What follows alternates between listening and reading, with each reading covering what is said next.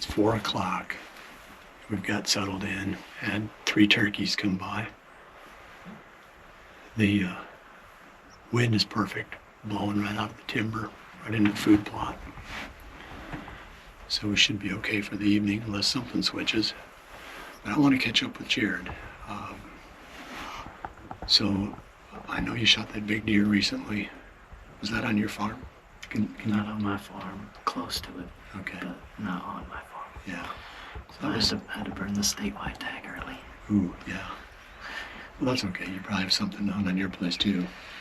Yeah, there'll be more show up too. I've got a lot of food and good cover now that I've been able to work on it for a couple years. So I've been kind of waiting. I haven't hunted it yet this year. I've been kind of waiting, one, for more deer to show up that I'd be more excited to chase. There's some really good young bucks on it right now.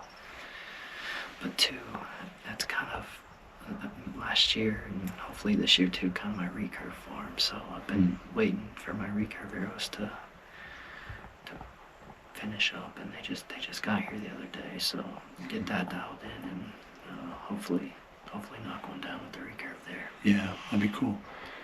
Now, I know you've shot does. Have you killed a buck with your recurve? I haven't even shot doe. I haven't even shot at a deer, period. I thought you killed one a couple of years ago. I've shot 2 turkeys. Maybe that's what I was thinking of. Yeah. Well, that'd be a lot harder than killing a deer. Yeah, it's just last year was the first year I seriously started taking it deer hunting, and almost every hunt I was kind of in the game for a buck, and so I just never ended up shooting a doe. But then, this year I just want to get a kill under my belt with the recurve, so at some point here soon I'll probably start with a doe if I don't have a buck to chase. Now, let's talk about that really quick. I went through, I won't call it my recurve phase because it was a pretty cool stretch, but gosh, I practiced so much, hours. I had a lot of time. I literally practiced. I remember one day I practiced 5 hours. Yeah. And I got okay out to maybe 20, 25. What is your comfortable maximum range? I've been putting a limit on myself. Again, I have not shot at a deer yet, and so I've been, for that reason, I still am very much a novice in that world.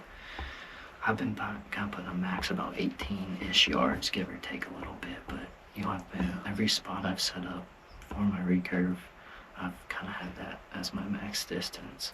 Yeah. And what's interesting, the thing I didn't appreciate when it came to recurve hunting or traditional hunting was just how much it changes the entire game. It's not just a lesser weapon, it's not just a distance limit. Everything you think about from start to finish on the setup, and even like the burnout of spots when you're standing on the ground or you're real low to the ground. It's like you can burn out those spots more. You're leaving more residual scent, moving around on the ground and stuff.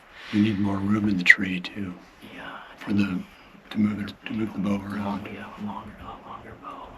So you gotta think about all that stuff, and just I hunt ground level a lot, and trying to get past all the does and early deer on a hunt for a mature buck.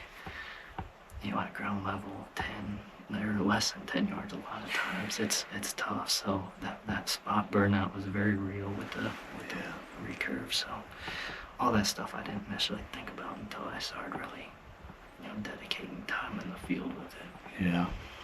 No, it's a definite accomplishment. I'm sure you'll really appreciate the satisfaction that comes with it. I do love it, and like I said, I haven't necessarily had success with it yet, but it's, even in the backyard, if I have 15 minutes to shoot, I typically pick up the recurve, not because I need more practice with it, but that part's true as well, but it's just so much fun to shoot, Mm-hmm. It's fun when it's working. I'm sure it's like the Major League Baseball pitchers, when they got it working, they can hit the exact spot they're trying to throw it to. And yeah, it's funny you say that, because that's when people ask me about it. That's the best way I can describe it. It's like throwing a baseball. Yeah. Like you don't aim your arm a certain way. It's just you pick your spot, focus on it, and throw. Yeah, it's like there's just a natural instinct, and I think that's what I like about it the most. It's like it feels like what bow hunting should be. Maybe not should be, but it has that just old school feel to Yeah. it. Well, you've got really good hand-eye coordination too. I remember that from playing ping pong against you. I did. I don't remember last time I played ping pong. You were pretty hard to beat. I do remember that. And it really helps. I mean, it's more athletic. Shooting a recurve is more athletic Yeah. because the compound is more mechanical, more systematic, which, it appeals, both of them appeal to me. And I won't get into, why I stopped doing it. I shot a nice Popignon buck back in 92 or 3 with a recurve after going through all that work. Well, I think a big part of it, like anything, you said it, personalities. Like if you are responsible enough, like I said, I've got a max distance, and I'm not gonna fling an arrow just so I can say I shot one with my recurve. Right. Like it's the same thing with anything. Like Well, we shoot a bow instead of a muzzleloader. right. Even a compound bow is limited compared to a muzzleloader. Mm-hmm. Okay, so let's talk about. So you're hunting Minnesota now, some, and I know you mentioned somewhere along the way, in text I think, that you had some pretty good hunts up there recently. Yeah, What's been kind of what's been working? Put it that way. I think it's been an evolution for me up there. This is my third year in a row hunting that same property, and it's very similar to what you have here. It's probably like an hour from here if I had to guess. Yeah. But it's been the evolution of learning that, and of course my buddy, it's his property, so he knows it. But it's fun to have spent some time up there myself, to where I can help in the decision making of how to hunt spots or where to hunt spots. And the other cool thing is I've hunted it almost every phase of the season. I've hunted, they have the early September opener, so I've hunted them. I've hunted opening day up there, and I've hunted all the way, late December after Christmas. Minnesota's tough late season. It is. It's worse than Iowa. I think their gun season seems to take a pretty big toll too. Yeah. I think their gun season this year is like November 9th or something. Mhm. So it's similar to a lot of our bordering states. Yeah. From an Iowa perspective, is there's a lot of rut gun seasons, but Yeah. yeah, it's been a lot of we've kind of dialed in the food plots up there a little bit, but it's still tough to hunt where the food is planted, just based on the bluffs that surround it and the thermals as they switch in the evenings. I think about thermals a lot back home, but it's a whole different animal once you get in this bluff country. Well, it can work for you too, because tonight, if we were in the valley, we wouldn't have to worry about wind direction. Right. As low as the wind is right now, Right. wouldn't matter. It's going down.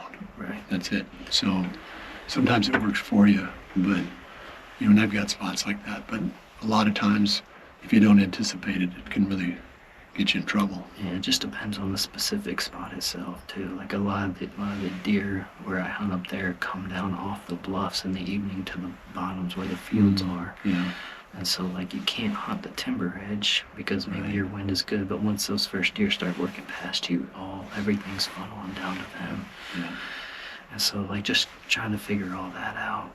Another big kind of change this year was a lot of the farm got planted into CRP, and it's first year CRP, mowed to like a foot or two tall. Oh, yeah. And there's a ton of good browse and stuff for them out there, so they're spending, you'll see them, but they get close to them, they're 200-300 yards out in the CRP, and they'll browse there all night. So Yeah. that's been a challenge as well. But So do you spend most of your time on the ridges, or how do you break up your time between being, in the timber, in the ridges, in the bedding areas versus out on the field edges? it depends on the time of the year, but this time of year in the mornings we've been going up on the ridges more than anything. Yeah. We were just talking about the thermals, but the thermals can really play an advantage in the mornings up top like that. Yeah. In the evenings, just based on the food, we're more often hunting the food in the evening, so we're typically a little bit lower, but there is a section of at the north end of the farm that, you know, the food is on top and everything falls off below it. So you get a little bit of diversity there. Yeah. It's similar to here. There's so much cover, and these deer, you know, travel a lot. They can be on one part of the farm one night, and you think that's where he's cored up, and then you go hunt there, and you get pictures of him, you know, a mile away. That's what I ran into last year. The bucks that I was hunting, I had 2 older bucks. I don't know how old they were because I didn't own the farm long enough to really know, but they were 5+. Yeah. And their ranges were like a mile long. Yeah. And it wasn't like they spent most of their time on one end or the other. It's like every day. Right? I'd be like in the morning you might get them on this end, you know, at 3 in the morning, and then, you know, the next afternoon or evening you might pick them up on a camera on the other end. It's like, holy cow, how do you hunt this deer? I think that goes along with what we were talking about earlier with regards to the contrast between, you know, the part of Iowa where I live is 80% ag, 20% cover, whereas up here it's almost flip-flop. Yeah, I bet you this farm is almost 90% timber. Yeah. Yeah. So it's 80 to 90, yeah. When you talk about that travel, a buck can travel and stay within cover and go for a long ways compared to some of the areas I'm in, which some of the areas I'm in, you know, there's downsides to that too. Sometimes, you know, getting in and out, it's harder because there's just less cover. Well, plus they're waiting there. I mean, you don't have the luxury of them not being there and coming in later. Right. You're going to bump them. Right. You better beat them on their home turf because you're not going to beat them anywhere else. Yeah, exactly. That's where a lot of the, you know, creeks and ditches and stuff like that really come into play. Yeah. And you have to think about, you know, it's a pretty sensitive area when you're not dealing with much cover and bedding. But it's just, I mean, I think both have their challenges and both have their advantages. It's just fun to think about the differences. I'm struggling with the advantages here, Jerry. I mean, I'll give you one. The view is pretty. The view is a knockout. Yeah. I'll get it figured out eventually. I mean, I think I know how to hunt it. It's just that you don't hunt it the way you need to hunt it with a camera. You need to, you know, I've said it before, and everybody thinks I'm crazy, but you don't leave. You sleep up on the ridges, and you can get away with murder hunting this country if you're not coming and going up and down out of these ridges all the time. So you mean like what, a camera, like filming? Yeah, because you got a guy with you, and it's like, you know, I'm not going to haul a cameraman up there and all of our stuff, and then, you know, try to find a place to, you know, sleep 20 yards from the tree. But that's how you do it up here to get away with it. Otherwise, how do you get away with it? You don't. You really. You only have a small handful of spots that might set up really well. But otherwise, because like you said, the country's so big and there's so much up and down, that the coming and going, it's just like every noise you make just echoes up and down these ravines. Like you'll hear the train. This is a good analogy. The train is out along the Mississippi, and it's probably a mile from the farm. But some days when it goes through, it just echoes up those valleys. You'd swear it's 200 yards away. Yeah. But I know in a spot I hunt in Minnesota, we do like in the mornings, and the evenings too, but more so in the mornings, we use a lot of old logging roads to, you know, they kind of raise her back up and down to the top, and then we'll, you know, kind of have a preset trail that goes to the back of the stand or something. But yeah, I mean, like walking through the timber that's, you're leaving a lot of scent, you're making a lot of noise, you're rubbing up on everything. okay, so today's the 1st of November, and as you go back into hunting again, I'm assuming you'll start hunting again probably in the next few days. So what strategy are you going to be using? What are you going to do next? I have, you know, as many food plots and stuff as anyone else, but I love this time of year getting back in the cover, and unfortunately I have, you know, my farm's a perfect example of it. The access is so killer. Like I can dump down into a creek and go north to the north section of my farm, or I can go south to the south section, and pretty much everywhere I hunt is played off of that creek. Yeah. And this time of year, I just love being back in the cover. One, I just think in the mornings, your action goes later. In the afternoons, your action's, you know, usually pretty fast-paced and early. And it's just, this time of year, it's about being in the tree, and I Yeah. just feel like back in the timber, it's even more so. So Yeah. I'll get in some of those spots, especially if I have my recurve in hand. I'll be very focused on pinches where that deer movement gets forced down into a smaller spot, whether it's Yeah. some TSI areas or just natural creek bends or anything like that. But those travel corridors back in the timber right now for me are the most fun. Yeah. Yeah. I think it's pretty similar. Like even on the Southern Iowa farm, when I hunted that every single day of the season, every morning, every evening, the mornings tended to be better from here on out.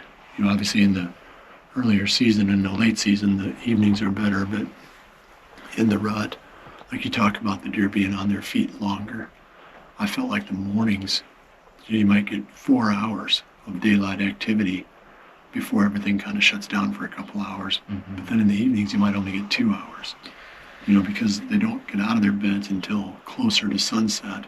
But they tend to just mess around back in there for a long time in the morning. Yeah. The more I've seen, especially in those spots that I was just referring to, too, like as far as an afternoon sit, I'm this time of year, during the rut, I see more action early afternoon, like 1 to 3, than I do then until sunset. Because they start moving away. Yeah. That's what I found. Like on that lease where I shot those couple bucks not too far from here, I hunted the ridges almost exclusively, and they would just go dead, like with the last hour, maybe hour and a half. Yeah. I wouldn't see anything. Yeah. But there'd be a lot of action up until then. Yeah. Yeah. Yeah, it's a fun time of year for sure. I'm kind of bummed I don't have the statewide tag. I don't obviously have any regrets. I couldn't ask for a better early season hunt, but it does eliminate 90% of my spots. So when I'm not gonna just hunt my farm and burn it out like crazy every day. So I will probably go to some of these other farms just with the camera on hand, and maybe I think it's a good year and good opportunity for me to just try new spots, try new things, like just dive in there. I mean, if I bump something, I bump something. Like, I'm not desperate to try to kill it. Like to go in and capture some cool encounters and things like that. So that's what I'm probably looking forward to. It's a lot of just having fun throughout the entire month. Well, plus you got your Minnesota option if you can get back up there. Yeah. And that sounds like a pretty good area. Are you hunting a good buck there, or just kind of along for the ride? So I have 2 main targets there, and my buddy, so he and I would both take our bows, whether we're hunting a blind or a stand. We'd each have our bow, like back in the day, like we used to. Yeah, cameraman bucks. Yeah. What was that one deer? We called him the ultimate cameraman buck. He was like 160. 160. It's a generic 165. Yeah, that was back when 165 was small. Now there's parts of my anatomy I'd give for one of those. Yeah. Yeah, but like similar to that, and so he had his target, and then I had mine, and we actually killed his target a couple weeks ago. Nice. And so I just finished editing that hunt last night. Cool. So that'll be on your channel? Yeah, that'll be on. When? Probably by the time this airs, it's already on. And well, this will air tomorrow.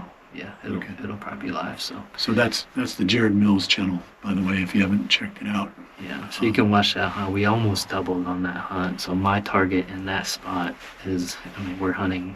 What do you call this buck? Fatty or fat buck? Fat buck, yeah. So my target in Minnesota is Fat Albert. Just the same thing. He's a 9-year-old, just a tank of a deer. So that's one. He's not a giant rack deer. Maybe mid-30s, maybe pushing 40. Well, he's got about 20 inches on the one we're hunting tonight. But I have another target up there on the same farm. He tends to live on a different side of the farm, but he's a good deer. He's probably 60s deer. So nice. It's fun to have a couple targets up there for sure. Well, it's nice to have a friend that will let you share that. Yeah. Because not everybody this day and age would do that. It's become a lot harder when people are owning land specifically for deer to pry a 160 off their property. Right. Yeah, for sure. And my buddy Randy up there, he's a really good dude. But we have such a good time together. Like obviously, if you watch my hunts, I hunt by myself a lot, which I truly enjoy. You know, I probably enjoy that more than hunting with a cameraman. But I do miss like the strategic back and forth, and you didn't always have that with cameramen, because a lot of times they didn't, you know, weren't as invested or didn't know, you know, have the experience. But like when you hunt with someone like-minded and has good experience and kind of has that obsession, like it's fun to go back and forth. Have you thought about this, or you know, how should we set up, or how should we get in?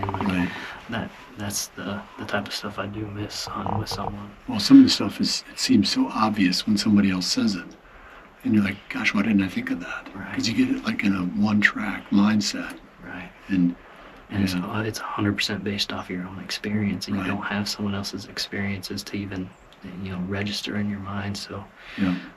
that's a lot. We always have fun, and he's like I said, very like-minded and fun to hunt with. So No, that's cool. Looked out the window, and we saw the same thing that was out there the last time we looked.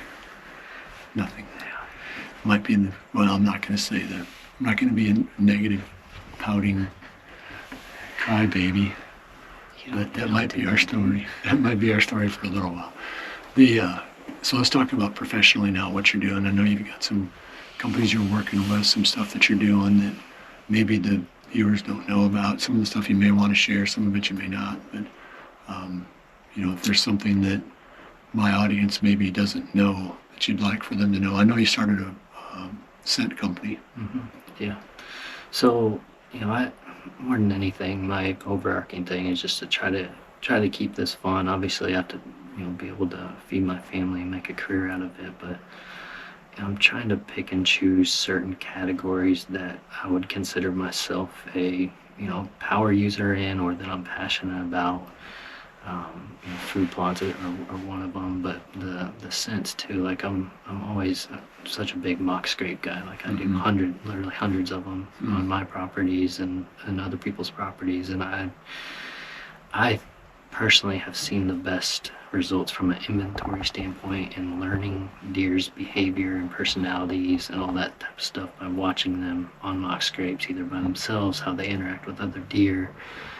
I just love mock scrapes. It's just cool to create something and watch the deer, you know, utilize it and watch their behavior change throughout the season and all that type of stuff. So my point in saying that was that's a category that I wanted to have my hands deeper into, and to be able to come out with a scent line that's kind of centered around mock scrapes. And of course they can be used as, you know, like any deer scent, whether on wicks or drags or anything like that, but they're really designed with mock scrapes in mind, and just that communication that takes place at those locations for deer. And it's fun. It's fun to... What's it called? Daywalk. Daywalk is the name of the brand. Daywalk Deer is the website. Daywalkdeer.com is the website. And yeah, I mean, the results are awesome. It's cool to see. Like, a lot of people have ordered, and now I just launched it a few weeks ago, but now I'm getting all the pictures and videos from guys that are seeing good results. So that's kind of the fun part, is seeing people have success with it. Yeah. So, It's fun to sell something that works. Yeah, I wouldn't put my name on it if it didn't work. But I spent last year was kind of my testing year. I spent last year testing all of it, and I sent it across the country to people to use in, you know, various deer herds and locations, and the results were awesome. So yeah, that's why I decided to ultimately bring it to the market. Yeah, no, that's cool. And then what else are you doing? A lot of video stuff. So like, you know, and I know we have some crossover with companies that we work with, but you know, just trying to be, you know, a valuable asset to the brands and people that I like working with more than anything.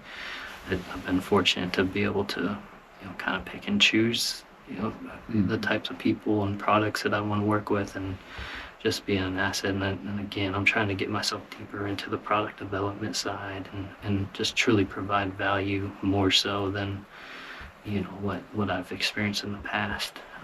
Just you know, have it be more deeper and more meaningful for both sides. So Again, just trying to keep it fun. And what's nice is all this kind of centers around two things I love, and that's the filming and the hunting. Yeah. And so from that standpoint, it's easy for me to just keep creating that content because I love doing that. And nothing I do is forced, and hopefully that comes through in the videos. But it's very real. Like I don't spend time watching anything. I don't watch anything on social media, anything on YouTube.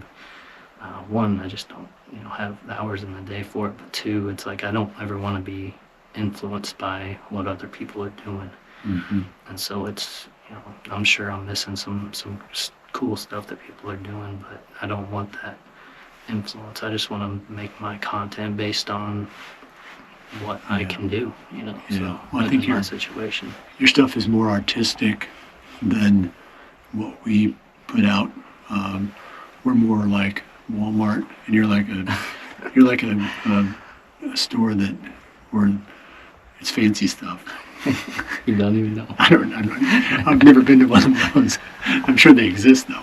No, I think, that's a good point though that you bring up, because I love the quality aspect of it, but I love the balance of the raw feel to it too. Like, no music, I want the natural sounds, and just because the footage is maybe higher quality. So let's go back a few years to your early involvement with Midwest Whitetail and the stuff that we did back then. I still prefer it to the stuff that I'm doing now. And it was just like you said, it was raw. And it's so hard to recapture that like exuberance, or the age of discovery, I call it, where everything you do just feels like brand new. I mean, we didn't know anything. We were just producing videos the way we thought it would be fun to watch them. And now, over the years, especially for me, as I've done more and more of it, you start falling into more like a mold. And it's kind of a standard way of doing it. Where back then there was no standard way of doing it because we just didn't have any idea what we were doing. Right. So we were reinventing who we were every single week. I liked that. It's hard to recapture that though. Excuse me, it's hard to do that on purpose. Once you've been through so many years of the cycle, to go back and just make it like you've never done it before. Yeah, and I think part of that too is just the overall saturation of content that's out there. Not just the fact that you've done it for years, but I mean, what type of hunt you want to watch, just go type it in, you'll probably find it. Right. That's why I've always told people, like, the one thing that will never get old is the storytelling. If you can tell a really good story, someone's a good storyteller, knows how to capture it through the lens of the camera, that's the one thing that will never get old. Well, the other thing I've always forced on everybody that worked for me or with me was it has to be teaching. You have to create value. Even if you're not standing there obviously teaching, they need to be learning with you. So you need to communicate enough of what you're doing and why, so that the viewer can go, oh, I never thought of that. Or they can say, boy, I wish, let's see how that turns out. I'm going to come back again tomorrow and see if that worked. So one thing there too that I try to do is, you want the viewer to be able to learn. In my mind, the best way for that to happen is for them to feel like they're in the tree with me. And that's where that goes back to that raw, real video feel. Obviously a second angle over the shoulder helps with that, but all the natural audio, capturing some of the additional details that, maybe other people don't capture. Like the anytime I get comments that say, man, my heart was racing, I felt like I was right there with you, I feel like I did my job, as someone, creating content in this space. So, just keeping it as real, and audio is a big part of that. You don't want distractions that remove you, and then you're back. Like your flies buzzing around when we first got in here. But just real. I think people learn a lot better if they feel like they're part of the experience. Okay, we just looked, and still no deer. It's a good thing we're on your farm, because our conversation would be cut real short. Knock it off. I'm making fun of my poor farm. But one thing on the education side that we were talking about, one thing I like that you do, and I'm somewhat envious of, is the teaching aspect, I think you're able to talk and show a lot more detail than I'm willing to. Hmm. I've just been burned in the past by, and we've talked about it before, even, back in Yeah. the middle of Whitetail days, like the amount of content we're putting out there on a semi-live basis, Yeah. sometimes we're shooting ourselves Oh, in the yeah. foot. Absolutely. And I deal with that. So, like, a lot of my properties are small properties with a lot of landowners touching, and to be able to lock everything up is impossible. Right. And so you're constantly, there's guys hunting, a couple hundred yards away. It's easy to figure out for locals to figure out where you're at. And so, while I talked about the storytelling, I would love to share every single detail of the story because I think it makes a much more powerful and interesting story. I just can't, if I did, there's no story. And I'm lucky here because I don't have anything big enough that any of my neighbors will be envious when we try to. Maybe I need to start saying that. Yeah, you need to It's the start. worst farm in Iowa. Mine, I did an episode about that 2 years ago, and it wasn't even like tongue in cheek. It was like, I wonder if this actually is the worst farm in Iowa. It's not always going to be, folks. Trust me. Yeah. It'll turn a corner. But so let's get back to that, and that was one of the strengths of my southern Iowa farm. It was big enough, and my neighbors were good enough for the most part that I could show the whole life cycle of even 200-inch deer, Yeah. and not worry about somebody trying to figure out how to wedge in somewhere. I also think it's a little bit of a byproduct of just today in general compared to back then. I'm sure there was a decent amount of it back then, but it just seems like the access to information has obviously increased, but there's just more people Yeah. looking for that now. Right. And to me, I get it, but I also can't stand it on one hand because it just seems like people taking the easy way out rather than Well, putting the time in to find one. Yeah. So it's tough. Like, Yeah. my quote unquote solution to it over the past few years has been to cast a wide net and spread myself out to where I'm not on the same properties each year. I'm bouncing Yeah. around a lot more than I used to, Right. and just trying to be spread out. Well, you could try my solution and then just hunt really small deer. I don't like that one. Oh. Yeah. Hasn't been working that well for me either. So here's another one for you too that's similar to that, but when it comes to like farm size, obviously in southern Iowa you had a big farm, mostly contiguous, Yeah. and now you kind of have a similar situation. Would you prefer that, or would you prefer, let's say, take 1,000 acres to have a round number? Would you rather have 5 200-acre farms? Yeah, I mean, I've had that question posed to me a few times, and the right answer is if you have 5 in good neighborhoods, the 5 in good neighborhoods is better than 1 in an average or good neighborhood. I think the neighborhood is really everything. You can't answer that question in the most simple way because your neighborhoods are so critical. What is being shot and passed up on the properties that border you completely determines your future. And if you're in a great neighborhood, we could go on and on about some of these awesome neighborhoods and what the people are killing. I mean, we know guys personally and well that kill really, really big deer almost every year. And they're good hunters, there's no doubt about it. But they wouldn't do it here. No. And they wouldn't do it most places. They're doing it because those deer are there. So the neighborhood is the key. So you give me 5 200-acre parcels in 5 really good neighborhoods, you'd do really, really good because you'd have different set of genetics and different set of opportunities on each one of those. The logistics are the hard part though, because if you're going to try to manage them well, now you're spending a lot of time trying to figure out how to get your equipment from one to the other, and logistically I prefer one big block. Yeah. I think to me the biggest advantage, let's say they're average neighborhoods or below average neighborhoods, the biggest advantage to 1,000 acres contiguous is that you have a lot better chance of getting a deer to age, even in a less than average neighborhood.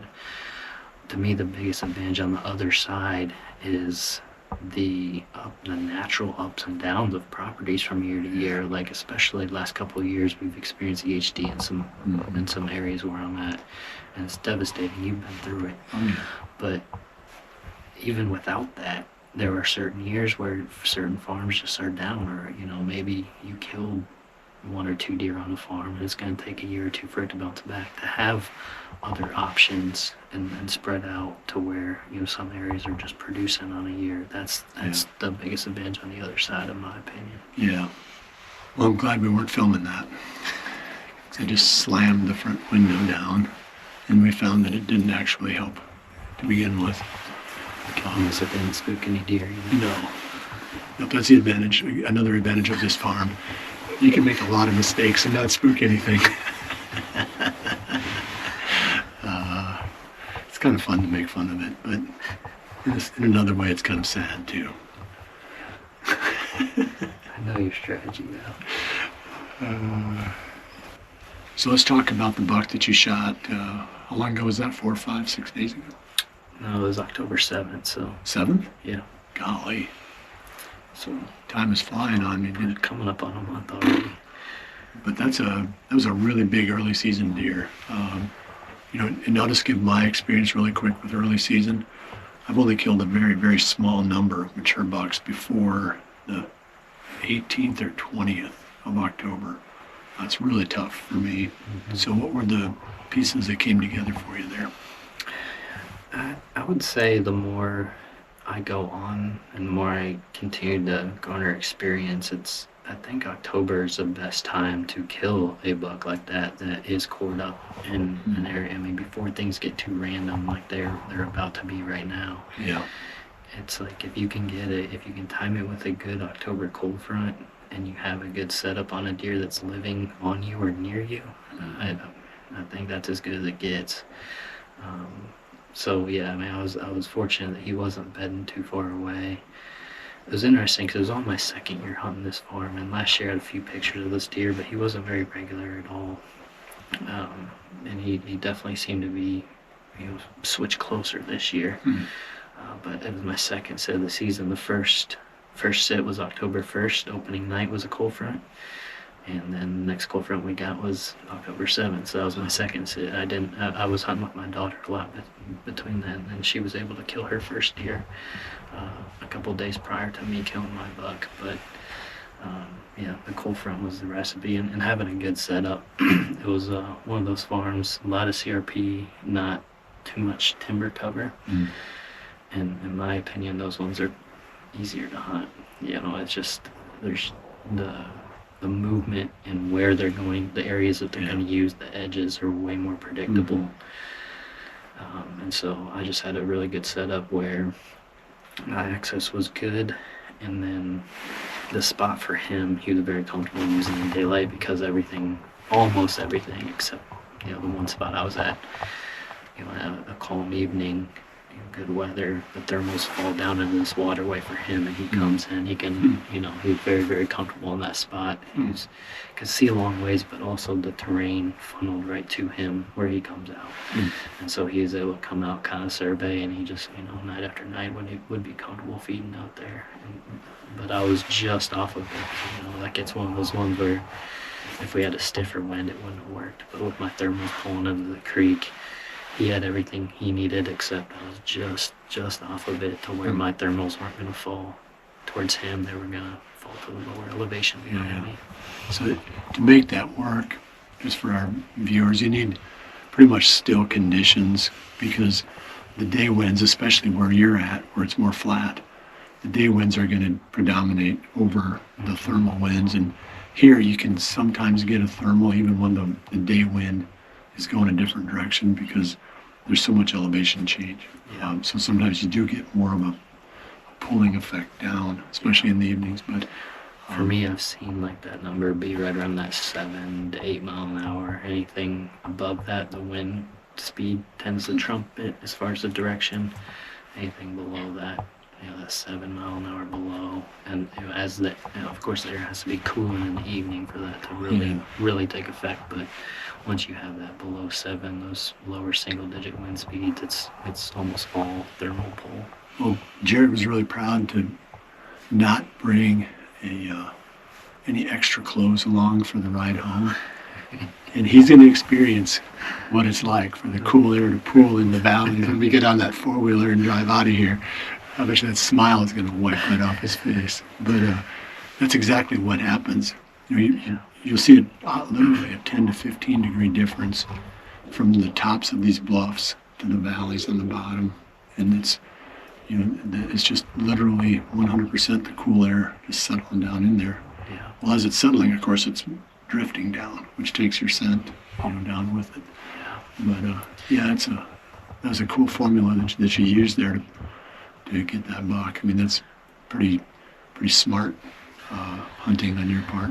I think it's just an evolution. It's like, you think back in the day, you probably didn't even think about wind direction, then you only thought about wind direction, and then you start to think about how thermals and swirling winds and all that type of stuff plays into everything we do. But I will say, again, the more experience I get personally, the more times I hunt with people and we have successful hunts. If you go back and kind of analyze what happened, especially on those October non-rut type hunts where every move that these mature deer are making are a lot more calculated.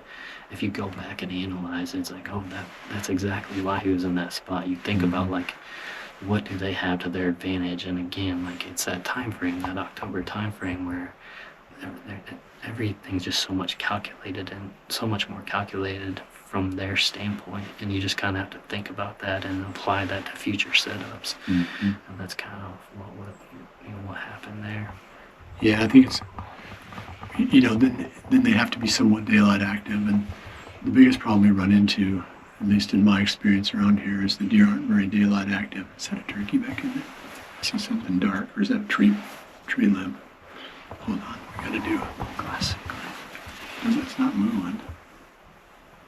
Yeah, something on the tree. We just don't get very many that show daylight activity.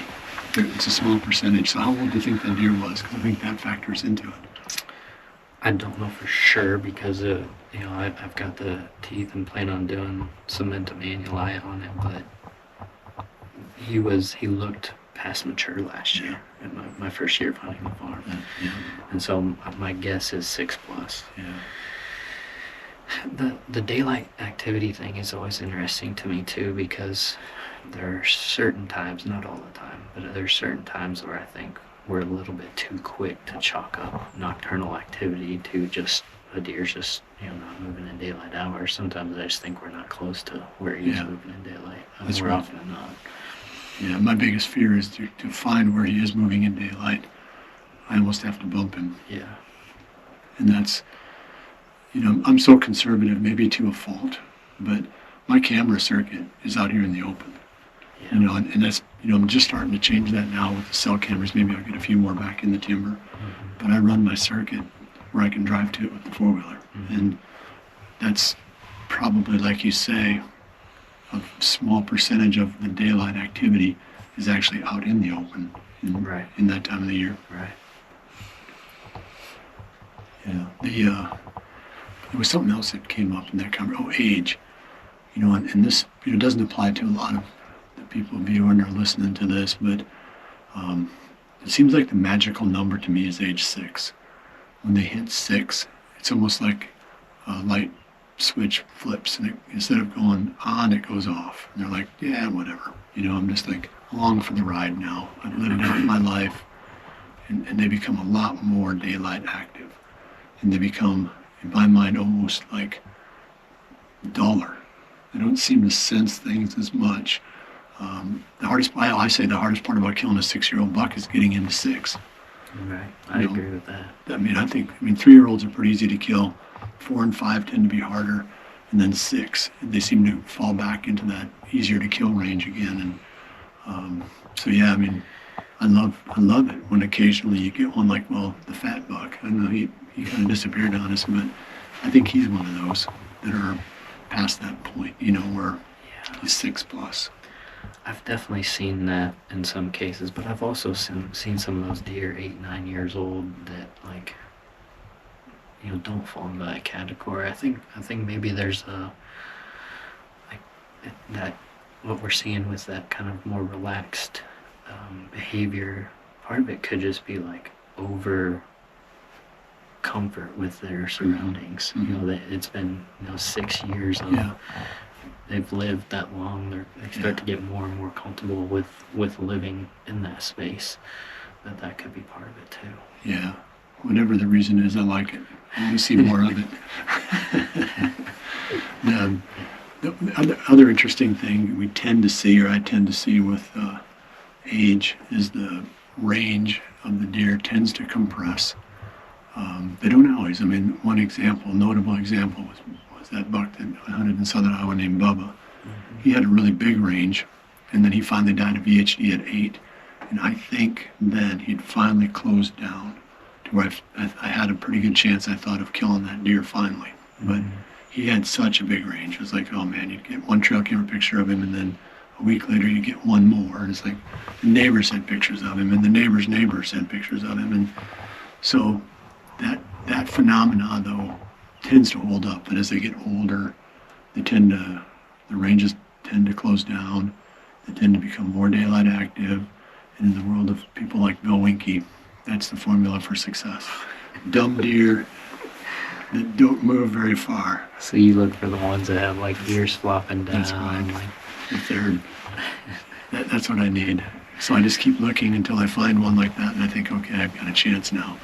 Or blind. Blind would be good. Or those that somehow their smelling olfactory senses don't work.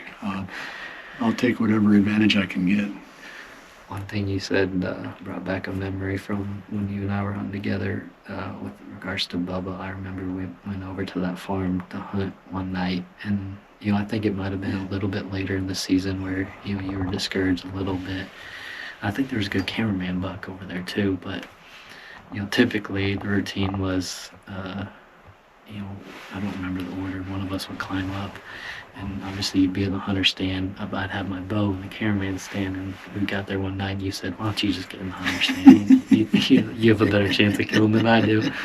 And I remember thinking, like, what if Bubba walks by right now? I think I said that, and you're like, well, we'll figure that out. See if I can draw your bow. There was, at an early stage in the Midwest whitetail years, that's what we did. If people didn't quite pick that up, the cameraman always carried his bow. And for multiple years, until the EHD kind of knocked the legs out from under that place, there were so many mature bucks that, literally, there was some deer running. Buck chasing a doe. Looks like a little buck. It's going to be too late to get on them. They just crossed over that sunlit ridge top. But they'll come out if they're going to come out. He wasn't worth losing sleep over, yeah. But there were so many mature bucks that there were deer that I wouldn't really want to shoot. They might be 140, 150. I mean, you had that one, we called him the ultimate cameraman buck. He was in the 160s. Those were deer that if they came in, I would grab the camera, and the cameraman would grab their bow. And at one stage there, in the early years, I had way more kills filming than anybody else in the Midwest Whitetail Pro staff because of all the cameraman bucks that we went after on that farm. Yeah. And then the youth hunts. I mean, the combination of those, gosh, I think I had like 12 kills in 3 years that I filmed. It was. I don't know that I ever killed one, but I had an opportunity that I turned down that I regretted because he was such a cool deer once we got him on the ground. But that was Jamie. Remember that? Yeah. We were in the tree, and you said you want to shoot that buck. And I think I had a bigger deer I was targeting somewhere else that season, but I said no, and you said, all right, I'm shooting him. We killed him that morning. Yeah. I remember the funniest one. I'll have to see if I can find the footage, but our good friend Drew Yurkowski, oh gosh, I laughed so hard. So we'd always have the camera between us, on the stand, so you could just go back and forth. It wasn't like you had to change stands all the time. Sometimes you had to actually change stands to make it work. But usually all you did is just swing the camera to the other guy. Well, there was this buck coming, and I said, Drew, you want to shoot him? He said, yeah. And so I grabbed the camera and I started filming, and I thought he was like 40 yards away or something. Oh, yeah. I thought for sure he was going to stop the deer. And he's just walking through this food plot, and he shoots it walking, and his spine hits it. And, the deer, I don't know if he heard the shot and dropped or what happened, but, we ended up getting him right away, of course, but I remember like flinching. We almost couldn't even hardly use the footage because I flinched so bad when he shot because I totally didn't expect him to shoot. I thought he'd make some kind of sound, or do something, but he shot him walking at 40 yards. And I remember we talked about on the episode, and I kind of shamed him. I made him sit there while I said, "You can't do that, Drew." He said, "Well, I've got a deer laying in the back of my truck. Do you have a deer in the back of your truck?" Drew's the best. Drew was one of the best editors that I've ever been around. He was unbelievable. He was so fast too. Fast I remember when and I first started, it was he still one of the fastest editors I've ever seen. Yeah, it's nuts. And I don't know how he did it, but my policy was with my guys was as soon as you get your work done, please leave. I didn't want people hanging around the office. I wanted it to be an environment where when you were there, you were working. And when you were done working, you went off and did something else. Ideally, you were hunting, creating footage. Well, Drew was never in there. He took that literally. He would get his work done in like 20 minutes, and then everybody else would spend hours, and Drew would be off, scouting or hunting or doing whatever. But gosh, he was fast. Yeah, he was good. He's not in that world anymore. He's in the land world. Yeah. And, more power to him, but editing lost a really good guy. And I'm sure he got burned out because it's hard to sit in front of a computer like that for year after year. And, but yeah, he worked for Heartland Bowhunter in the end, and I'm sure I can say this now without getting him into trouble. But I used to quiz him and I'd say, "So, you're charging those guys for these episodes? Is it by the hour or is it by the project?"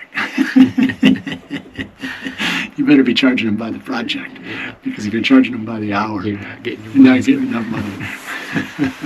That's funny. So it's about 5 minutes after 5, and as you can tell, the sun is still up in the sky a little bit here. It's beating right inside the front window of the blind. We just had a year-and-a-half-old buck come by, presented the perfect shot, had he been one that we were after. But then the wind has just died, and we've talked about thermals on and off some this evening, and that's an example of it. And Jared pointed out that it's just enough of a dip in the direction where he picked us up, where that's where, the scent is kind of drifting down into the valley. The wind was perfect earlier, but now it's dead. And so we know at least where we have to shoot by. I can't get past that spot. Yeah. And the other thing that we kind of talked about too is the kind of his reaction and the fact that he ran off and blew, 4 or 5 times and then ran off again. I've seen deer blow at all kinds of stuff. I watched a deer one time blow for 15 minutes at a house cat. Yeah. So just because a deer blows doesn't mean your hunt is ruined. So my hunt a few weeks ago where I killed that buck was a perfect example too, as well as our Minnesota kill a couple weeks ago. But prime time, 6:15, a doe with 2 fawns and the turkeys at the same time. But all the turkeys started putting. The doe blew 20 times right from the spot I expected the bucks to come from. But I think it was due to a coyote or a bobcat or something, because everything went crazy at once. Like all the turkeys started putting, but it was in that exact spot. Less than 10 minutes later, he was standing right where she was blowing. So I think I'm not saying you ignore it and it's not a bad thing, because you did educate one deer at least. That doesn't mean you educated every deer within hearing. They seem to hear that more often than what we believe. And during this, as we enter the rut, that's where I've seen it the most. Yeah. Where I've even seen it where it sure seems that a buck came in because he heard that doe blowing. Yep. And I think sometimes the does will blow at the bucks during the rut because they get so agitated. He's still blowing. Yeah. Oh, well, he's blowing at something else now. He's blowing at a bobcat down the valley. It's not us. All right, we're gonna get back to watching here. I better check the time again quick here. You got one? 5:30. 5:30. So I guess it's about an hour, maybe a little bit more. Boy, it sure looks like more with that sun that high, but being up on the ridge, it probably, we're gonna be the last ones to see the sun. Had another buck come in and started to follow the same pattern as that earlier one. But he saw me moving. He was looking at something. I thought for sure there was another deer behind the blind. And I pivoted to look out the side window, and with the sun beating in here, he just happened to catch me out of the corner of his eye, and that was the end of that. But we still have plenty of time. I mean, there's a lot can happen in an hour, and I mean, I still like this spot. We've been talking about, or we're reminiscing about the early Midwest whitetail days. We're coming to the end of our time here in the blind, so we probably need to pick a few last subjects to close up with and bring this to an end. So let's talk about, like, for you, finding bucks to hunt. It seems like that might be an overlooked skill that you have that maybe people don't appreciate enough. And we've talked about the fact that you've got to be hunting where these older and bigger deer live in order to kill them. How do you find places like that? I mean, it's tough to get access to hunt deer like that. Extremely tough, and I try to cast a wide net. It seems like it would be interesting if I'm sure I could figure it out if I sat here for a second, but the number of bucks I've killed compared to the number of properties, I bet they're like really close in number. I've killed very few on very few properties. I've killed multiple deer. Yeah. I've spread out quite a bit, but yeah, it's tough, and everywhere I hunt, like I said, they're not big properties. There's a lot of pressure. There's a lot of people that hunt the same properties I do, and so most of the time, to be transparent, my best chance at a big deer is if he's not big at 4. If he's what? If he's not big at 4, if he makes a big jump I see. from 4 to 5. Yeah. Because most big 4-year-olds have a very, very, very small chance of making it to 5 in my area. So that's probably the biggest challenge is the hunting pressure. And I'm not saying guys should get past big 4-year-olds. It's teach their own, but Right. That's definitely my biggest challenge is finding a deer that I know is mature. When you're bouncing around so much in different properties each year. So Do you run a lot of trail cameras then? Is that how you whittle it down, or how do you figure out that there's one worth even pursuing? yeah, I cast a pretty wide net trail camera wise, and of course I'm using some intel from previous year. Maybe it's a good set of sheds that we found, or Right.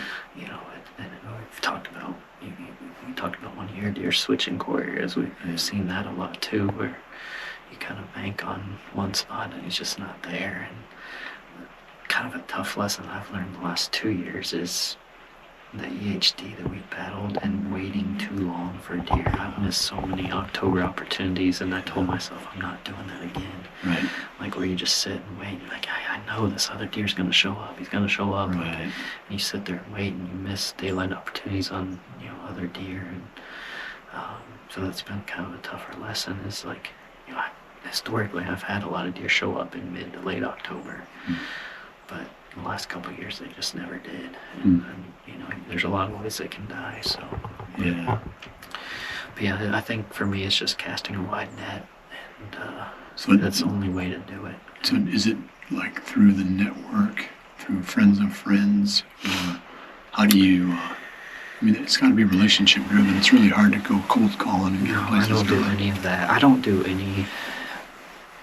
I never in my life have ever found a big deer and asked to hunt it. It's always there just happens to be a big deer where I have permission to hunt it. Gotcha. And so where I have permission is either landowners I do work with. I have one lease. I own one farm. like I said, the rest are just by permission. And Yeah. you know, a lot of times those permission farms are not exclusive. It's other people, and a lot of times that's the reason I have access is because I help them set up their food plots or their stands or whatever. So it comes with a price, obviously, Yeah. but it at least gives you access to more acres to cast a wider net. Yeah, I think that's the future. I think the future for people who are looking for more opportunities is you have to become part of the solution for the landowner. You can't, the days of just bringing nothing to the table and showing up and being granted the rights to hunt, potentially private property with nice deer on it. I think, as much as we hate to say it, those days are dwindling.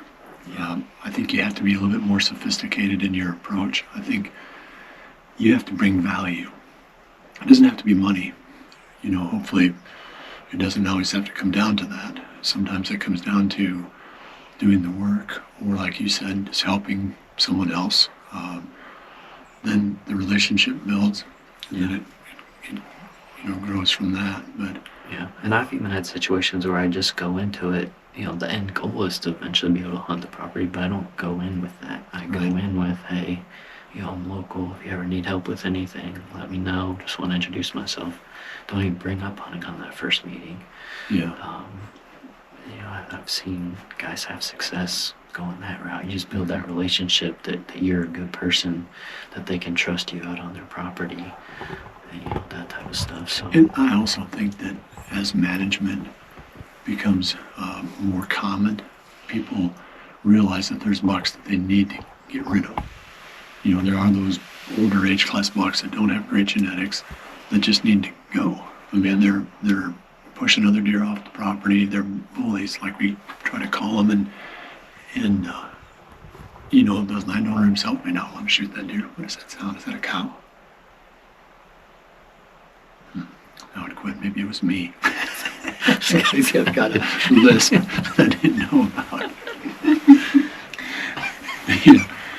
But even the opportunity to kill a management, quote unquote, management buck, that's pretty cool. I mean, I don't mind that. I'm not by any means above shooting somebody else's 5 or 6 year old buck that they don't want. I mean, that's pretty cool. So I think you need to keep that in mind too, that it's pretty unrealistic to think you're going to go in someplace and shoot their biggest deer, unless they really just don't care. Maybe you're an old school farmer and they're like, yeah, go hunt. Mm-hmm. But anything that's managed to any degree at all, you're probably not going to go in and do that. Yeah. And when you talk about, the reality now is that you got to provide some value to the landowner. There's another deer crossing down there. Yeah, another one coming. So I guess we'll conclude this. Is that a buck or a doe? Doe coming out right now. She's moving fairly quick. Doesn't mean there's anything behind her, but Good size doe. oh, there's another one behind her. Well, that was exciting. That was that 8-pointer is a buck that I'm pretty sure he's 3, and Jared's gonna take the 4-year-old on that one, and I've got some trail camera pictures. We'll take a look when we get back and try to decide, what the real number is on that buck. But anyway, yeah, you were looking at his head and the shape of his And shoulders. Without history, it's always hard, and you obviously have the advantage of the history and are likely right. But if I was just saying, if I just saw that deer, not knowing what he was in the field, I would easily convince myself he was a 4-year-old, just based on certain characteristics. But it is the time of year where they start all look looking beefed up pretty well. Well, we could go back to another buck that we hunted together that got away. It would have been 2010. It was a late season hunt, and that G5 buck came in behind us and he heard my stand squeak. Remember that? Mm-hmm. We thought for sure that deer was 4. And I killed him the next year, and he'd gotten a lot bigger. I mean, a lot bigger. Well, sent the teeth in for the analysis. He came back as 4 the next year. So he was just a really big 3-year-old. And I can go back and show you footage of him when he was 2, and you'd swear he was 3. He was just a really big 2-year-old. And so that's why I think, but I don't know. But anyway, point is, a pretty cool buck came in. We're down to the last 20 minutes. First thing I want to do is wrap up our discussion, the long form version. It was a pleasure having Jared in the blind this evening. That was fun. We got a chance to talk about some old times and Yeah, it was fun. kick around some deer hunting ideas. Well, like I said, if you've made it this far, we appreciate you watching, and we'll see you back here again soon for the next episode of Hoyt's Bony Whitetails. And remember to always dream. Make Jared say, you gotta say big. Dream big. Yes, you got it.